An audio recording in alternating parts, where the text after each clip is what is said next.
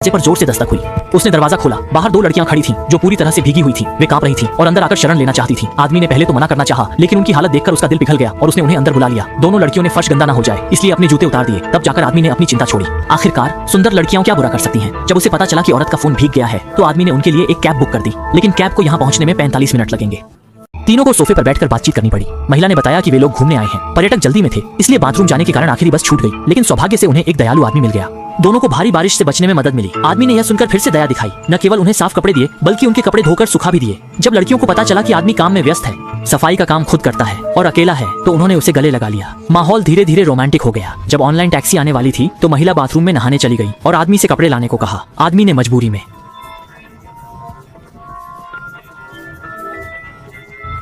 उसके आकर्षक शरीर को देखकर खुद को रोक नहीं पाया और उसमें खो गया। लेकिन जब दोनों उठे तो बाहर खड़ी ऑनलाइन टैक्सी इंतजार करते करते चली गई। एक रात का रोमांच जल्दी खत्म हो गया। आदमी थका हुआ उठा और देखा कि उसके पास कोई नहीं था।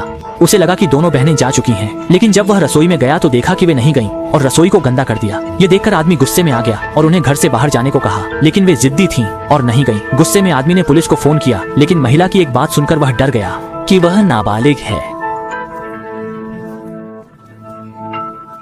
आदमी को कम से कम 20 साल की सजा होगी। यह सुनकर आदमी अचानक घबरा गया, लेकिन अचानक अगले ही पल आदमी ने महिला का गला कसकर पकड़ लिया।